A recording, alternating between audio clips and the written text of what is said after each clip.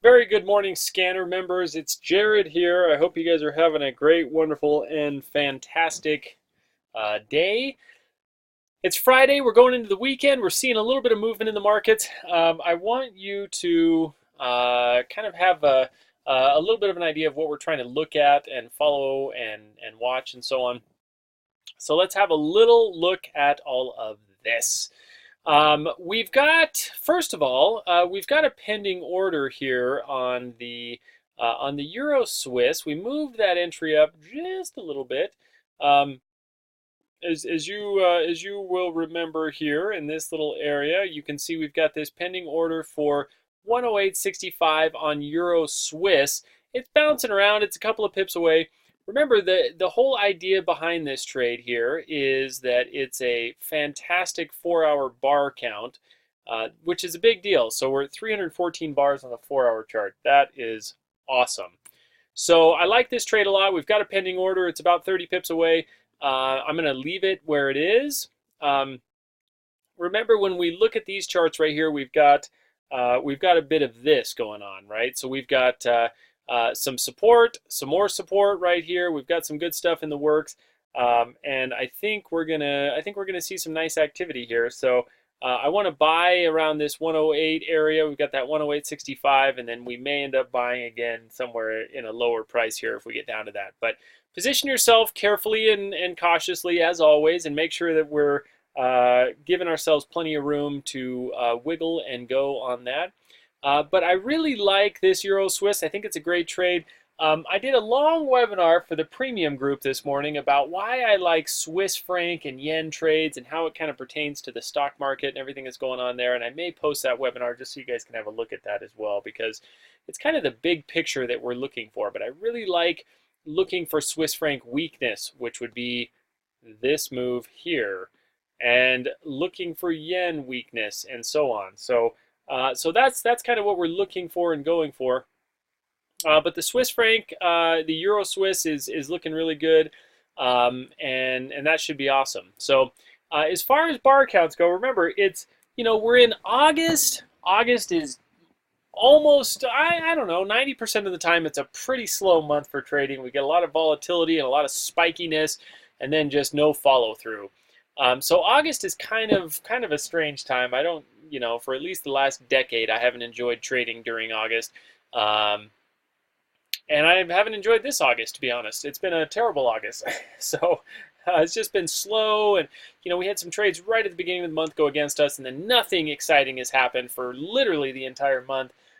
There's just no movement. Everything's pretty sideways, pretty boring. But August comes to an end. Markets start to crank again, and I think we'll have an amazing rest of the year. We've had an amazing first chunk of the year. It's just August has been a slow month, and that's kind of how it goes sometimes. But we've got some good trades coming up, and I'm very confident that we're going to have some nice follow-throughs and nice setups. So remember, our Euro Swiss comes from this 4-hour chart. You can see 312 bars. Very good little setup there. More pound pairs still kind of lurking over there. We've been talking about the New Zealand dollar as well. We just had a little bit of a little bit of dollar movement today, which was kind of exciting. So I'm watching this New Zealand dollar to see how it's going to play out. It's still just kind of lurking. It's in the very top part of this channel right here.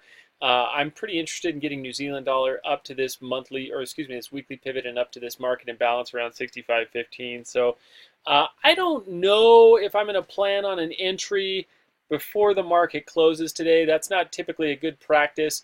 Probably we're going to look at the open Sunday, Monday, trying to get into this New Zealand dollar long, adding a long position so we can trade this thing right on up into this area and this area. We've got some really, really good targets up here, so New Zealand dollar should be good. We're just patiently waiting for it, but I think this is going to be actually a really, really good trade when it finally decides to give us a little bit of a move there.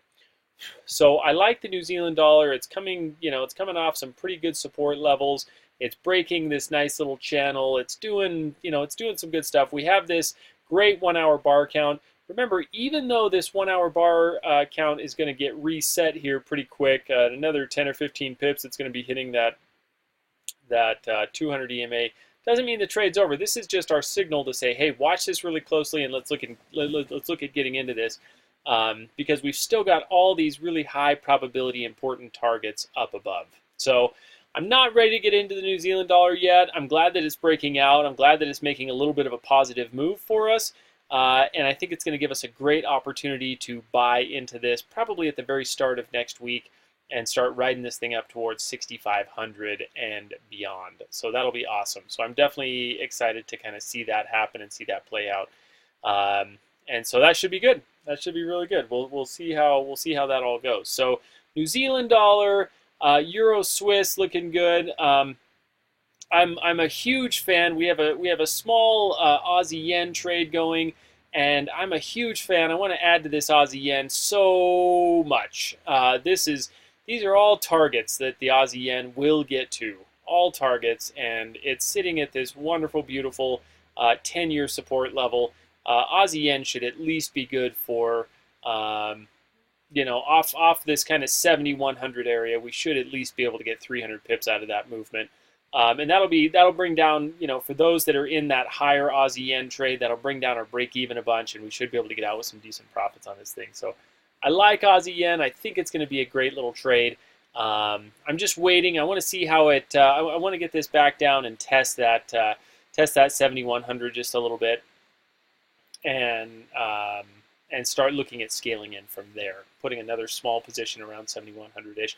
Of course, I will give the clear signal on when and where to get in and kind of how to trade that. But the Aussie yen's looking good, and a bunch of these other ones that have some nice bar counts are looking pretty good as well. So that's kind of where my focus is. I'm pretty focused on some of these yen pairs, some of these Swiss franc pairs, and some of these dollar pairs. So we've got that great bar count on the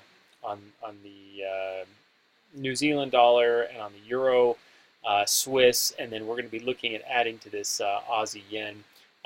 Again, it's just been a totally flat week or two. We had a little bit of volatility kind of right at the beginning of the month. So here's July 31st, August 1st, and then we had that big drop, and that drop stopped happening somewhere in here about August 2nd, August 3rd. And it's just been sideways for weeks and weeks of sidewaysness, and it's remaining sideways. So August is a sideways month. There's not a lot we can do in August. There has been some activity and has been some movements, and I think we should be good coming up here. So let's just keep our eyes and ears open and ready to go on some of this stuff. I'm pretty interested, along with this New Zealand dollar that looks like it should get bullish. I'm pretty interested in this Aussie New Zealand. It looks like it should get bearish. We're getting a pretty good little bar count on the 1 hour chart. You can see that currently our bar count is 300 bars on the 1 hour. That's pretty good. So I'm going to see if this Aussie New Zealand is going to give us a little bit of an opportunity to maybe pop back up here just a hair, and then get us running down towards some of these market imbalances and missed pivots and so on down into the 105 area. So I'd like to get 30 to 75 pips out of this trade, depending on how it sets up. But I think Aussie New Zealand is going to be really good for a nice little sell trade coming up. Nice rising wedge, good bar count, great targets down below, 2 consecutive missed weekly pivots, and some big market imbalances. I like Aussie New Zealand. I think we're going to get some really, really good pips out of this one as well. So we've got a couple of good trades going. Like I said, I'm going to post that webinar that talks about the overall look at the market. And I think it's going to be super important to watch and see and kind of put together with everything. So that's where I am. That's what I'm looking at. I hope that's helpful. And let me know any questions or comments you have. We'll have some trades coming. I promise, guys, this is not the normal market conditions. August is just a slow, terrible month. And it always is. And it's never fun. You just have to kind of wait it out. But September, October, November, December are great months. January's hit and miss. Sometimes January's great. Sometimes January's really slow.